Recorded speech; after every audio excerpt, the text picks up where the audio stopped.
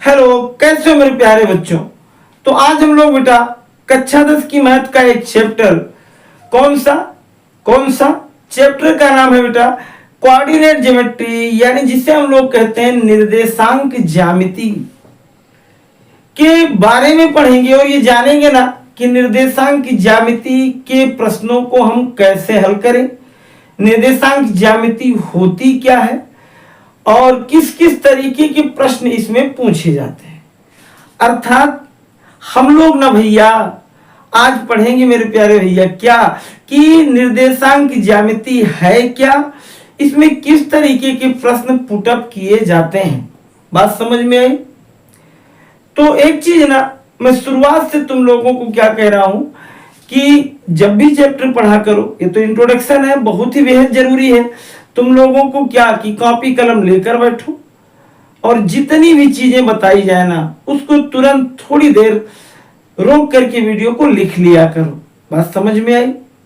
दूसरी चीज ना क्या एक अगली चीज है कि पूरी वीडियो लास्ट तक देखोगे तब तुम्हें वास्तव में समझ में आएगा। अगर ये सोचो ना अगर हटना है तो तुरंत हट जाया करो और अगर नहीं तो लास्ट में 20 मिनट 15 मिनट ज्यादा से ज्यादा ना कुछ देर, यार कुछ देर है ना, तो इतनी देर तो रुक ही सकते हो। सही बात है ना। अरे भाई देखो, अगर हम लोग 20 मिनट 25 मिनट आधा घंटा दे करके कहीं अगर कुछ सीख ले रहे हैं तो क्या हर्ज है यार, कुछ दिक्कत तो नहीं है ना।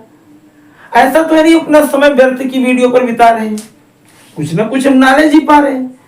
और ये भी सब जानते हैं कि अगर ये जानकारी मुझे मिल गई तो चैप्टर से रिलेटेड जो भी प्रश्न है हम उसको आसानी से हल कर लेंगे।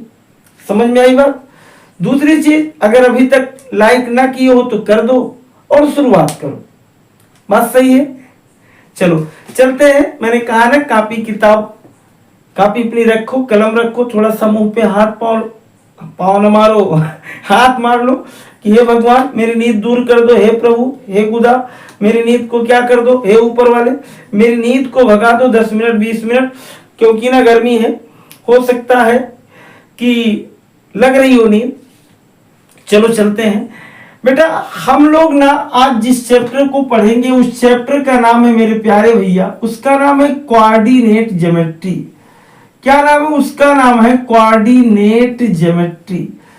देखो कोऑर्डिनेट ज्योमेट्री को हम लोग क्या कहते हैं, कोऑर्डिनेट ज्योमेट्री को हम लोग क्या कहते हैं, हम लोग इसे कहते हैं निर्देशांक ज्यामिति।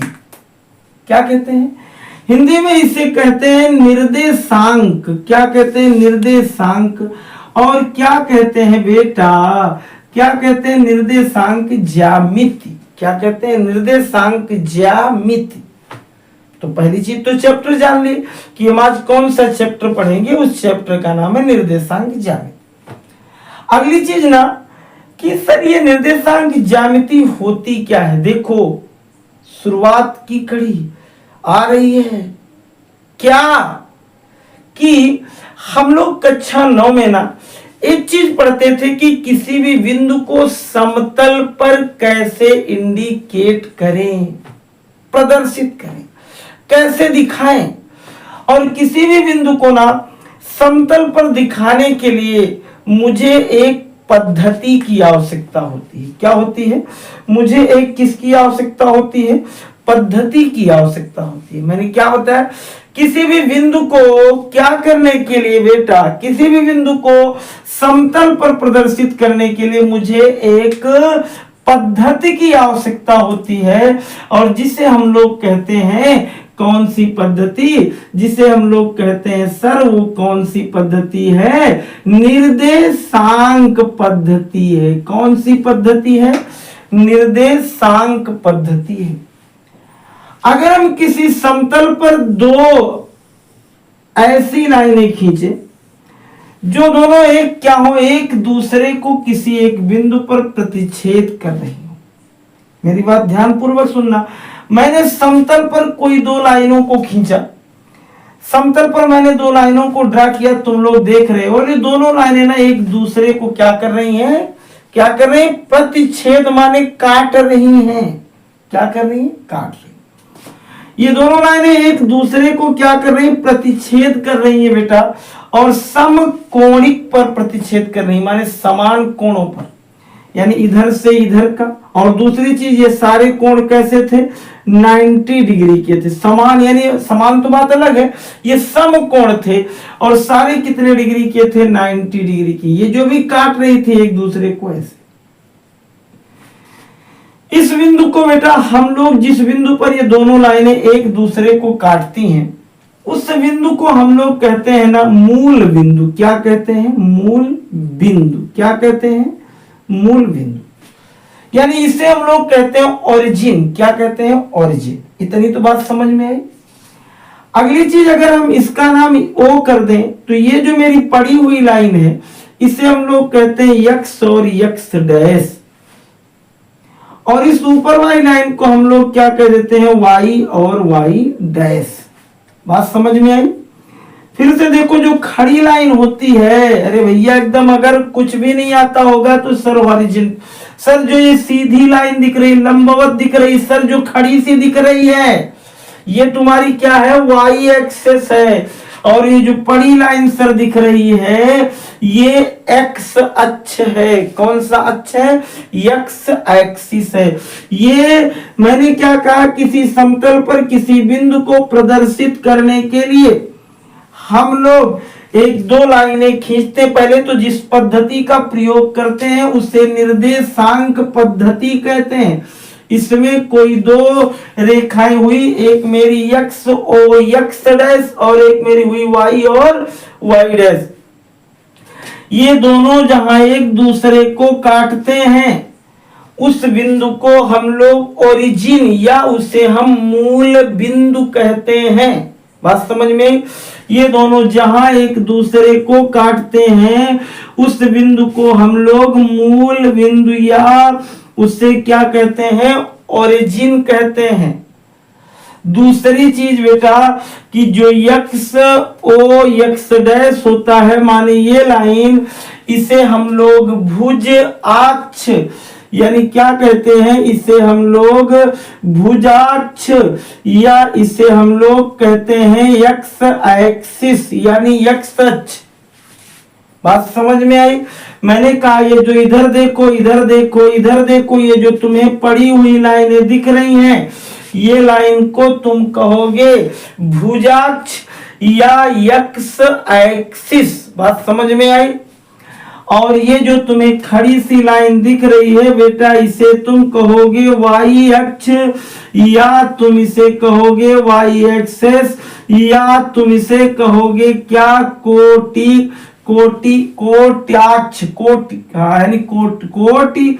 और क्या हो गया, ये देखो कोटि हो गया और फिर क्या हो गया, कोटिक्ष यानी ये प्रकार का ये कैसा अक्ष हो गया, ये कोटि अक्ष हो गया। ये मेरा भुज अक्ष हुआ, ये मेरा कोटि अक्ष हुआ। भुज अक्ष को एक्स एक्सिस, कोटि अक्ष को वाई एक्सिस। मैंने कहा कि समतल पर दो लाइनें जो भी होती हैं, ये एक एक्स एक्सिस कहलाती है और ये वाली वाई एक्सिस कहलाती है। अगर दिख रहा हो तो कह दो सर यक्स ओ यक्स डैश को यक्स एक्सिस कहेंगे और वाई ओ वाई डैश को वाई एक्सिस कहेंगे। समझ में आई। अगर हिंदी में देख रहे होगे तो इसे हम लोग भुज अक्ष और इसे हम लोग कोटि अक्ष भी कहते हैं। समझ में आई। जहां और फिर मेरे बात को सुनो, यक्स यक्स डैश और वाई वाई डैश दोनों जिस बिंदु पर एक दूसरे को क्या करते हैं, काटते हैं, उस बिंदु को कहते हैं ओरिजिन। यहाँ पर दोनों के आगे क्या, एक मिनट अभी उसकी बात न करो भैया मेरे, उसकी बात न करो। आगे अगली चीज क्या सर, जैसे ही हम थोड़ा सा आगे चलते हैं बात आ जाती है कार्तीय तल की। अब ये सर क्या है, देखो यक्स ओ और वाई, यक्स ओ और वाई, इस 90 अंश के कोण को हम लोग कहते हैं प्रथम चतुर्थांश। कक्षा 9 में पढ़े हो, फर्स्ट क्वाड्रेंट। इस y और वाई ओ और x डैश को कहते हो सेकेंड क्वाड्रेंट। बात सही। इस x डैश o और y डैश को कहते हो थर्ड क्वाड्रेंट, माने तृतीय चतुर्थांश। इस x o और y डैश को कहते हो चतुर्थ चतुर्थांश, यानी भैया मेरे फोर्थ क्वाड्रेंट है। कक्षा 9 में क्लास 9th में इसकी स्टडी की कि सर ये जिस पद्धति के अंदर हम लोग इन सबको पढ़ते हैं उसे हम लोग क्या कहते हैं, निर्देशांक पद्धति। दूसरी चीज सर कि ये जो लाइन होती है वो एक्स एक्सिस होती है, ये जो लाइन होती है वाई एक्सिस होती है, जहां दोनों काटते हैं ओरिजिन यानी मूल बिंदु होते हैं। एक्स एक्सिस को भुज अक्ष कहा जाता है और वाई एक्सिस को कोटि अक्ष कहा जाता है। वाई एक्सिस के और एक्स एक्सिस के बीच में मान लो अपने पास एक बिंदु है P।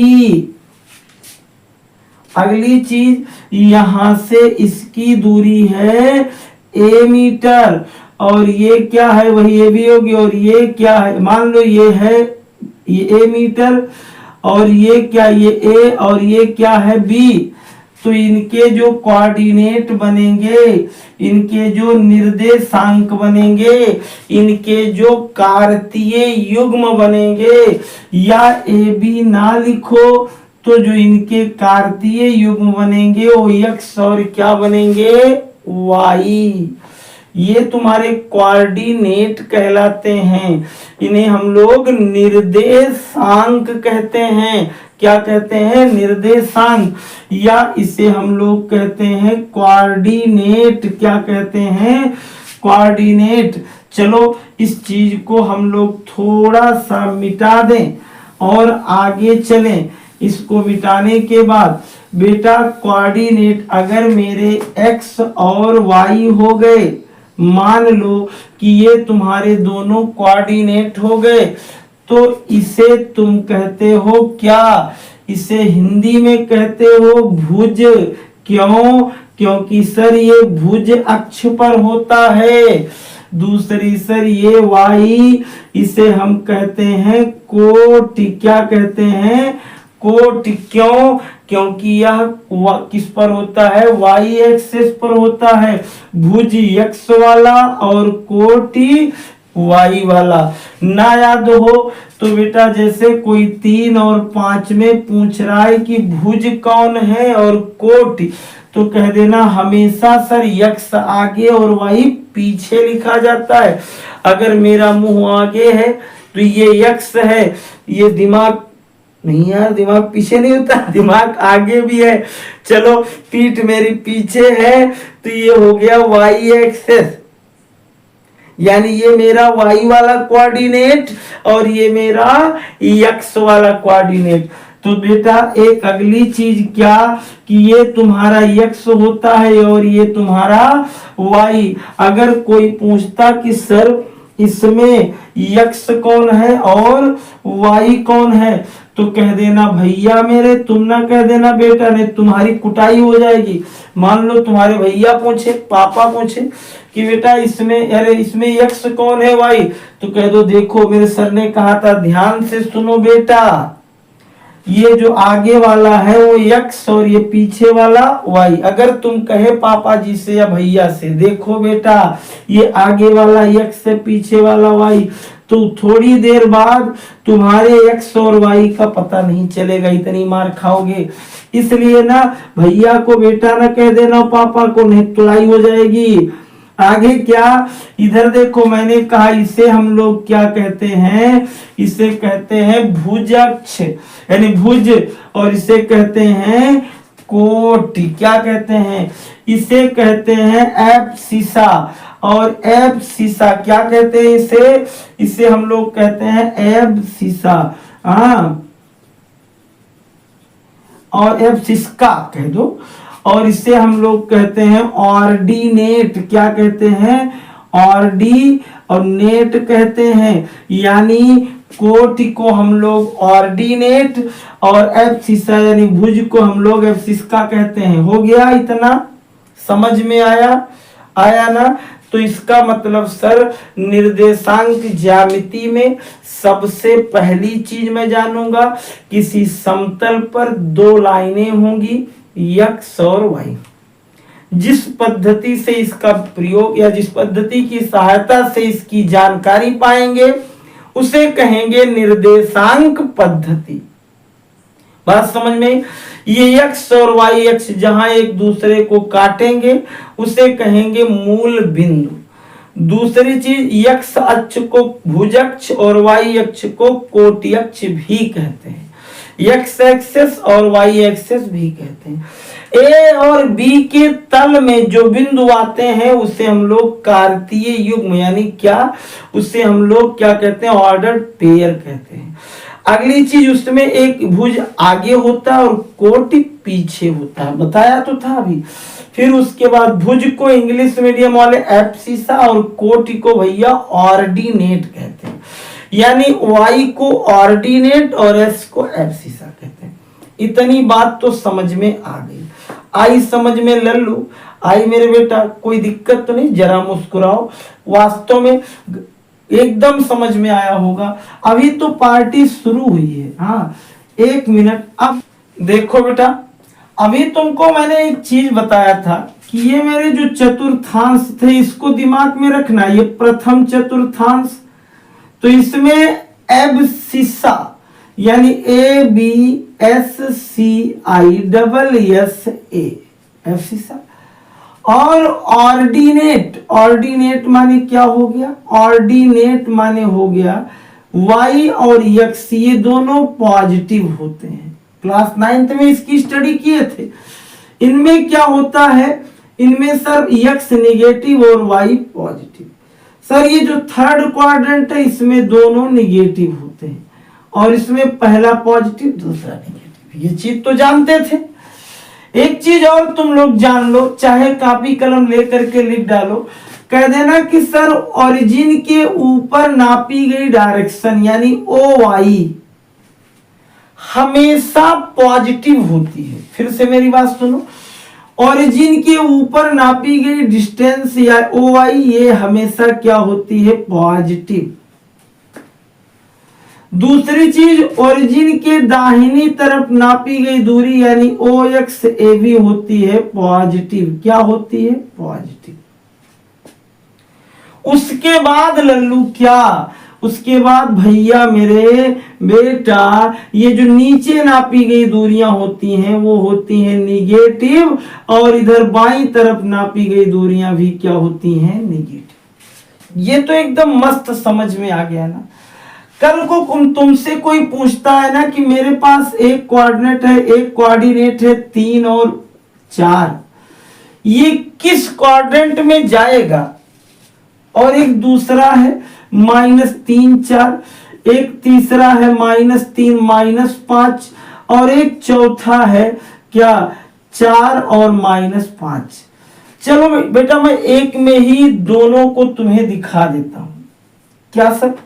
सर पहली चीज ये कि देखो इसमें दोनों पॉजिटिव है, इसका मतलब ये पहले चतुर्थांश में जाएगा, फर्स्ट क्वाड्रेंट।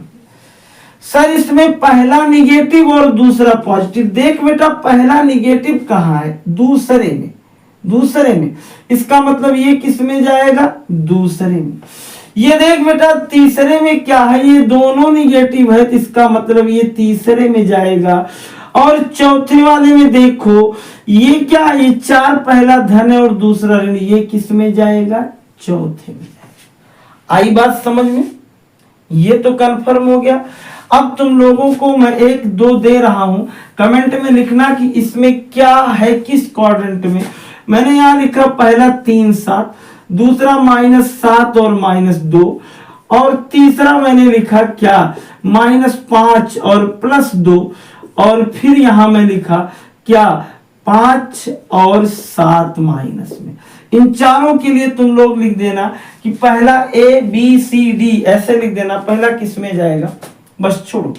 एक अगली चीज देखते हैं ना कि अगर कोई आदमी बेटा, अगर मैं एक ऐसे अपना कोऑर्डिनेट बना दिया, इस चीज को ध्यान से देखना, ये मेरा x एक्सिस था और ये मेरा y एक्सिस था।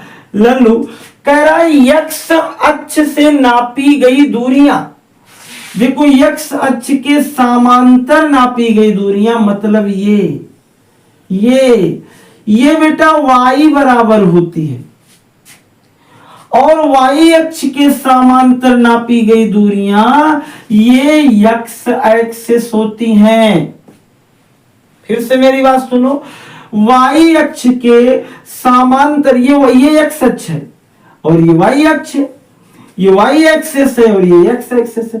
कह रहा है x एक्सिस के पैरेलल नापी गई दूरियां, पैरेलल माने ठीक उसी के पैरेलल, उसी के जैसे, जो वो दोनों कभी एक दूसरे को इंटरसेक्ट ना करे। और ये देखो इंटरसेक्ट कर गई, इसका मतलब यह इसके पैरेलल नहीं थी। तो ये x एक्सिस और ये उसका पैरेलल, ये अगर दोनों हैं तो ये क्या कहलाती, ये y बराबर कहलाती है। और x के बाद अगर कोई y के बोलेगा तो ये y का पैरेलल है और ये x बराबर कहलाता है। बात समझ में आई ना? चलो इन सब चीजों के बाद ना, सबसे पहले इस क्वेश्चन में हमें क्वाड्रेंट की बात आ गई। दूसरी चीज ना, हम लोग पूछेंगे x अक्ष से दूरियां। पहली चीज दिमाग में बताओ, जब कहे ना किसी अक्ष से दूरियां, x अक्ष की दूरियां, x अक्ष से दूरियां, तो अगर x अक्ष से पूछे तो y बराबर बोलो। और जैसे यहां लिखा है 3 और 5 की, x अक्ष से दूरियां कितनी है 5 और y अक्ष से दूरियां कितनी है 3। चलो मैं एक दूसरी चीज तुम्हें समझाता हूं, इन सब का उतना ज्यादा नहीं। एक अपना अगला है पहला फार्मूला जो हम लोग एक्सरसाइज में पढ़ेंगे।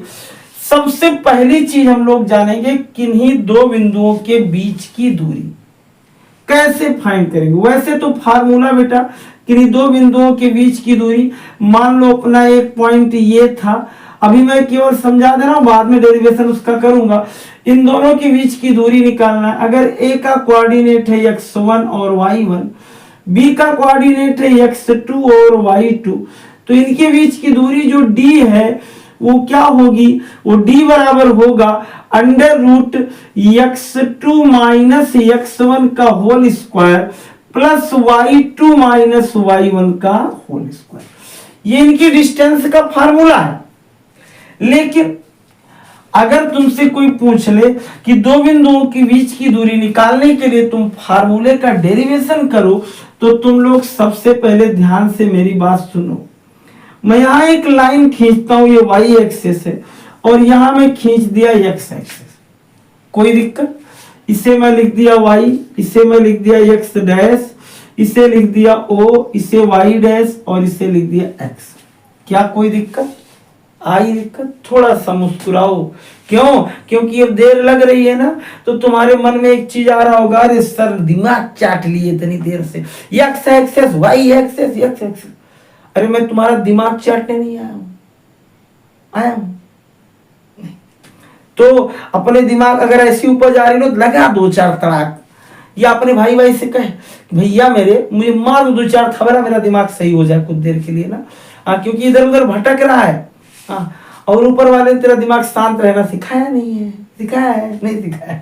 अरे नहीं, इधर देखो मैंने क्या बताया कि दो बिंदुओं के बीच की मुझे क्या निकालना है, दूरी। तो सबसे पहले हम लोग बेटा एक दिमाग लगाते हैं।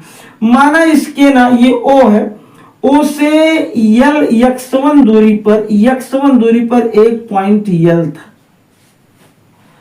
और ये यहां से यहां तक की डिस्टेंस है, और x2 दूरी पर एक दूसरा पॉइंट क्या था, m था।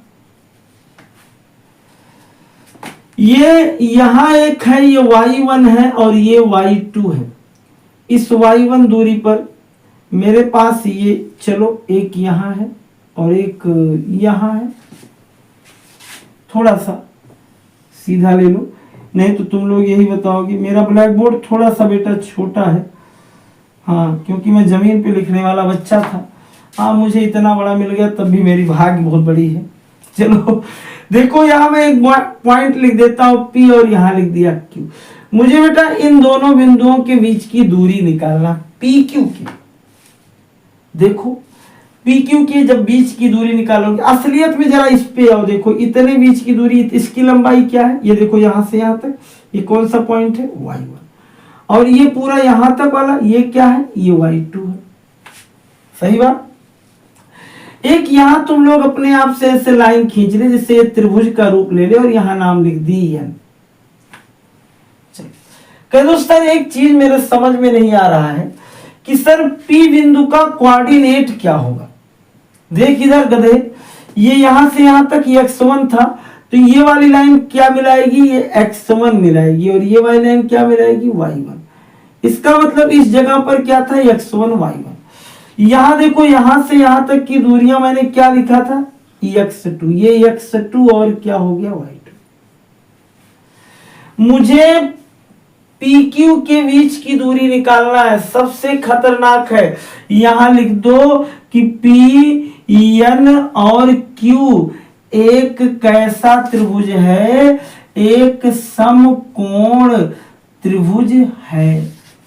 सर ये निकल जाएगा, हाँ निकल जाएगा यार, ठेका थोड़ी लिया हूं, हाँ निकल जाएगा। चलो चलो, यानी अब मुझे एक समकोण त्रिभुज है, तो सबसे पहले हम प्रत्येक भुजा के बारे में जान लें। क्यों? क्योंकि समकोण त्रिभुज की एक नियम होता है क्या, कि कर्ण का स्क्वायर, कर्ण माने PQ का स्क्वायर, बराबर क्या होता है, PN का स्क्वायर प्लस QN का स्क्वायर। ये समीकरण नंबर 1। मुझे PQ का स्क्वायर यानी कर्ण निकालना है, लेकिन ना तो भैया मुझे PN मालूम है और ना तो QN। चलो आज तुम लोग PN निकाल लो। PN जरा दिमाग लगाओ, तुम्हें केवल इस लंबाई से मालूम है। ये देख, ये देख, ये देख, ये मार्कर देख रहा है ना, तुम्हें केवल इतने की जरूरत है। तो एक काम कर, पूरे की लंबाई मालूम थी, खरीदना जरूरत थी इसकी नापना, तो पूरे, और इसकी मालूम थी करिके की, तो एक काम करो, इस पूरे में से इसको निकाल दो। अर्थात पूरा हम लोग लिख दे PN बराबर क्या, PN बराबर लिख दे कि OM में से क्या निकाल दिए, OL निकाल दिए। आ गया सर? अरे आ गया यार। OL सर क्या था, OM था x2 माइनस x1। अरे वाह, आ तो रहा है। अगली चीज सर QN और QN इज इक्वल टू क्या हो गया सर, QN तो इतना छोटा कैसे निकालेंगे, पूरा जान लो क्या था, y2 था, यानी QM माइनस क्या, MN। QM का मान y2 माइनस MN माने ये क्या, ये, और ये क्या था, समझ में आई? आ रहा है ना, आ रहा है। अब इन दोनों का मान तब लिख दो क्या, मान रखने पर। और अगर इनका मान रखोगे तो देखो PQ का स्क्वायर बराबर PN माने क्या, PN माने क्या, PN माने क्या सर, x2 माइनस x1 का स्क्वायर। क्यों? क्योंकि स्क्वायर था, प्लस QN माने y2 माइनस y1 का स्क्वायर। अरे सर आ गया, ये स्क्वायर उधर भेज दीजिए बस। हाँ बेटा, PQ बराबर क्या हो गया, अंडर रूट, यही चीज क्या, x2 माइनस x1 का whole square plus y2 minus y1 का होल स्क्वायर। आ गया ना बीच की दूरी? बीच की दूरी तो निकालना आ गया ना, आ गया। फिर मुस्कुराओ, तो हम आधे से ज्यादा काम कर चुके हैं। और एक अगली चीज, मैं जब पहली एक्सरसाइज के लिए सारे इंट्रोडक्शन दे रहा हूं, उसके बाद ये भी बता रहा हूं ना कि क्या क्या जरूरत लगेगी। इसको स्क्रीनशॉट ले लो कहीं, फिर आगे बताऊं। ले लिए? ठीक है। तो दो बिंदुओं के बीच की दूरी के लिए तुम्हें एक फार्मूला मिल गया कि d बराबर x2 माइनस x1 अपान y1 अरे प्लस y2 माइनस y। अगर कभी संरेख पूछता है कॉलिनियर, तो जैसे ये अपने पास कोई एक, इसका मतलब संरेख का मतलब होता है कि तीनों पॉइंट एक ही रेखा में है। यहां मैं ए लिख दूं, यहां मैं सी लिख दूं, यहां मैं बी लिख दूं, इसका मतलब है ना ये कॉलिनियर है। क्यों? क्योंकि सर एबीसी एक ही रेखा में है। लेकिन इसके लिए ना एक शर्त होती है। क्या? इसके लिए एक शर्त होती है कि A B plus B C बराबर क्या आना चाहिए। और तो सर ये है ए बी और बी सी जोड़ दूंगा ऐसे तो गधा होगा। नहीं भैया, ऐसा नहीं। इसको इतना दिमाग लगाओ कि बीच की दूरियां दी रहेंगी तो इसको सेट करना है तुम्हें। और या नहीं याद आएगा तो भी रुक जाओ। हाँ, अभी रुक जाओ, समय का इंतजार करो, अभी बता दूंगा तो तुम जल्दीबाजी में आ जाओगे और मैं यही चाहता नहीं। देखो, इसके बाद एक और चीज है।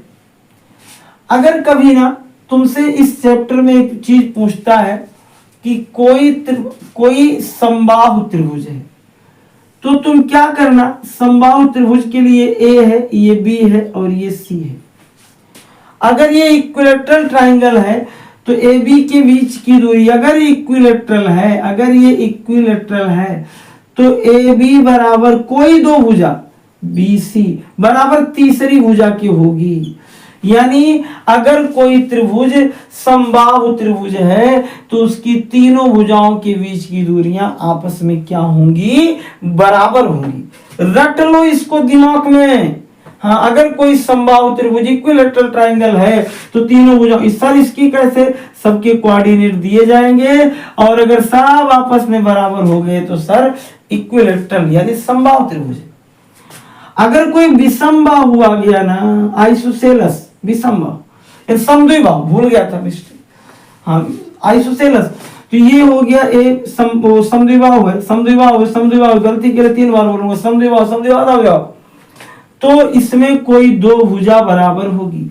ए बी बराबर क्या होगा? बी सी, लेकिन नहीं बराबर क्या होगा? ए सी। तो समझ लेना समद्विबाहु है, कोई नहीं बराबर तो विषमबाहु है। अगर कई बात रेक्टेंगल यानी आयत की आ गई तो उसकी आमने सामने की कोई दो भुजा क्या होंगी? बराबर। इसके बीच की दूरी बराबर इसके और इसके बीच की दूरी बराबर, निकाल लेना यार, दिया नहीं रहता है, काम चोरी नहीं। यहां ऐसे लिखा रहेगा पॉइंट, हाँ, तो ए बी के बीच की दूरी बराबर सी डी की और बी डी के बीच दूरी बराबर ए सी की। बात समझ में? चलो, जो भी नाम दिया रहेगा, मैं X Y P Q R कुछ भी दिया है। अगली एक चीज कि सर इसके बाद क्या, इसके बाद ना इस एक्सरसाइज के जब हम अंत पे चलेंगे, आप पहली बारी, तो मुझे एक क्या मिलेगा? एक मिलेगा किसी इसी एक्सरसाइज में किन्हीं निर्देशांकों या किसी दो बिंदुओं के बीच का मध्य पद। अगर मध्य पद की बात किया ना तो x बराबर मध्य पद के निर्देशांक, x का निर्देशांक x1 प्लस x2 अपान 2 और y1 और y बराबर क्या हो जाएगा? y1 प्लस y2 अपान 2। कोई दिक्कत तो नहीं है? बस इतने से ही मुझे एक्सरसाइज नंबर 1 का काम हो जाएगा। फिर मैं अब एक्सरसाइज अपनी अगले पार्ट में स्टार्ट करूंगा और फिर जब एक्सरसाइज 2 पढ़ाऊंगा ना तो उसके पहले फिर उसके फार्मूले से परिचित करा दूंगा। बात समझ में आई? तो ये इंट्रोडक्शन का पार्ट। उसके बाद बेटा ना, और मैं तुम्हें बताऊं, इसके बाद मुझे मिलेंगे अंताखंड विभाजन का सूत्र, फिर मिलेंगे त्रिभुज के क्षेत्रफल का, फिर संरेख सिद्ध करने का, और इन सबको पढ़ेंगे। लेकिन पहले सबसे ज्यादा महत्वपूर्ण इसके बाद वही अंताखंड विभाजन है, लेकिन वो अगली एक्सरसाइज है, अभी नहीं है। 7.1 जो है वो तो केवल बीच की दूरी से रिलेटेड है। उसके बाद 7.2 जब पढ़ेंगे ना तो उसके पहले मैं बता दूंगा, एकदम निश्चित रहना बिंदास। अब इतना तक तो देखे ही हो, तो एक बार बेस्ट ऑफ लक और जुड़े रहो, अपने मित्रों तक भी शेयर करो और ज्यादा से ज्यादा सपोर्ट करो बेटा। धन्यवाद, खुश रहो, मस्त रहो, पढ़ते रहो।